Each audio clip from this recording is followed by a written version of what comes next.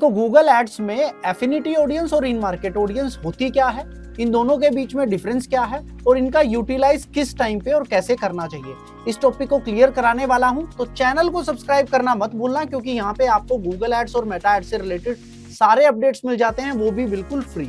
तो without wasting time चलिए start करते हैं। सो गाइज, जो आज का टॉपिक रहने वाला है वो आपका रहने वाला है कि what is in market and affinity audience in Google. तो देखो ये बहुत इंपॉर्टेंट है। एफिनिटी ऑडियंस को आपको कब यूज करना है, इन मार्केट ऑडियंस को आपको कब यूज करना है, तो वो आज मैं आपको एक्सप्लेन करने वाला हूं।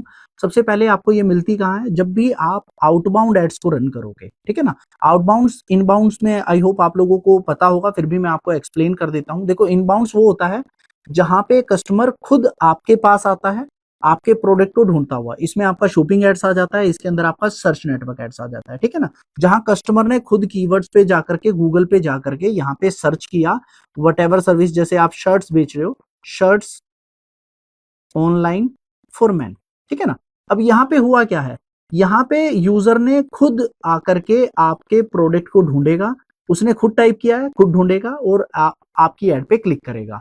बट आउटबाउंड क्या होता है, आउटबाउंड जस्ट लाइक आपका मेटा एड्स हो गया, गूगल का डिस्प्ले हो गया, यूट्यूब हो गया, जहां कस्टमर आपको ढूंढते हुए नहीं आ रहा। यूट्यूब पे तो ठीक है वो कीवर्ड्स ढूंढ के आ जाता है, बट अगर मैं बात करता हूँ डिफरेंट वेबसाइट्स की या मेटा एड्स की या डिस्प्ले कैंपेन की, वहां वो आपकी सर्विसेज को ढूंढते नहीं आ रहा, आप उसके पास जा रहे हो, ठीक है ना। अब आउटबाउंड एड्स जब आप रन करते हो तो इसमें इन मार्केट ऑडियंस और एफिनिटी ऑडियंस का बहुत इंपॉर्टेंट रोल है।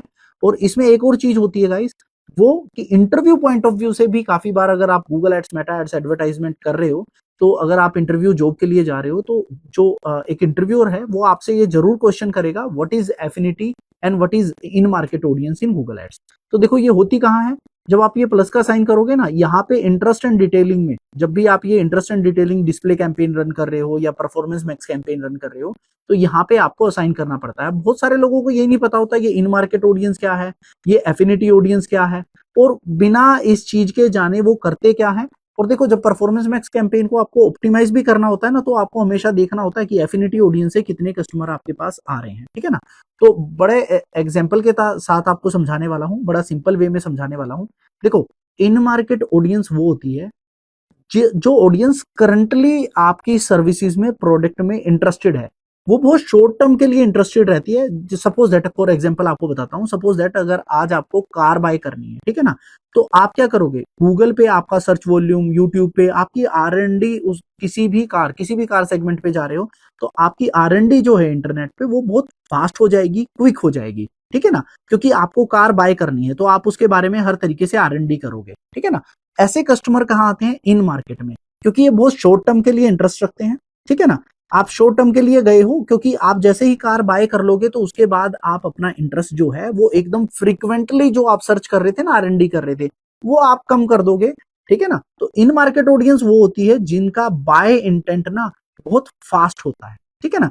तो अगर आप अपना शॉपिंग कैंपेन रन कर रहे हो, ठीक है ना, आपको चाहिए लीड जनरेट करना है, तो हमेशा आप आउटबाउंड मार्केटिंग अगर कर रहे हो, तो आपको अगर सेल जनरेट करनी है या फिर आपको अपना लीड जनरेट करना है, तो आप इन मार्केट ऑडियंस को सिलेक्ट करोगे, वहां पे आप एफिनिटी ऑडियंस को सिलेक्ट नहीं करोगे। अब देखो एफिनिटी ऑडियंस क्या होती है, एफिनिटी ऑडियंस में आपके वो लोग आते हैं जो एक लॉन्ग टाइम से इंटरेस्ट रखे हुए हैं। अब अगेन कार का एग्जांपल लेता हूं, देखो आपको कार बाय नहीं करनी, बट कार में आपका जो इंटरेस्ट है वो बहुत टाइम से है। तो जैसे ही कोई भी कंपनी अगर नया मॉडल लॉन्च कर रही है, तो आप उस कार के बारे में थोड़ा R&D कर लेते हो, एक बार उसकी वीडियो देख लेते हो या उसके बारे में थोड़ा सर्च कर लेते हो। इसके अलावा सपोज दैट अगर मैं एग्जांपल देता हूँ, स्पोर्ट्स एक्टिविटी है, सपोज दैट आप क्रिकेट प्ले करते आ रहे हो, तो एक लंबे टाइम से आपका इंटरेस्ट है, बट आप उसके फ्रीक्वेंट बायर नहीं हो, ठीक है ना। तो एफिनिटी ऑडियंस जो होती है उसका किसी भी टॉपिक पे, किसी भी सर्विसेज पे, किसी भी प्रोडक्ट में एक लॉन्ग टर्म इंटरेस्ट होता है, और वो एक कोल्ड ऑडियंस में आती है, ठीक है ना। वो बाय कर भी सकती है और नहीं भी कर सकती। बट इन मार्केट ऑडियंस क्या होती है, जो कि इस टाइम राइट नाउ मार्केट में ट्रेंडिंग है, इस टाइम मार्केट में बाय करने के लिए, सर्विसेज को देखने के लिए वो सर्च कर रही है, ठीक है ना। तो अगर बाय करवाना है, लीड जनरेट करना है, इन मार्केट ऑडियंस पे जाइए। अगर आपको सिर्फ ब्रांडिंग करनी है कोल्ड ऑडियंस को कि हाँ हम भी मार्केट में एग्जिस्ट कर रहे हैं, हम भी नई सर्विसेज लेकर के आए हैं, तो आप एफिनिटी ऑडियंस में जा सकते हो। तो नेक्स्ट टाइम जब भी आप अपना डिस्प्ले कैंपेन या परफॉर्मेंस मैक्स कैंपेन अपना क्रिएट करोगे, सेटअप करोगे, तो आपको ये ध्यान रखना है कैंपेन का ऑब्जेक्टिव क्या है, ब्रांड का ऑब्जेक्टिव क्या है, और उसके अकॉर्डिंग ही आपको जो है इन मार्केट और एफिनिटी ऑडियंस को सिलेक्ट करना है। Thank you guys. So I hope guys in market audience और एफिनिटी ऑडियंस का कॉन्सेप्ट आप लोगों का क्लियर हो चुका है। स्टिल कोई भी डाउट है कमेंट बॉक्स में मेंशन कर सकते हो।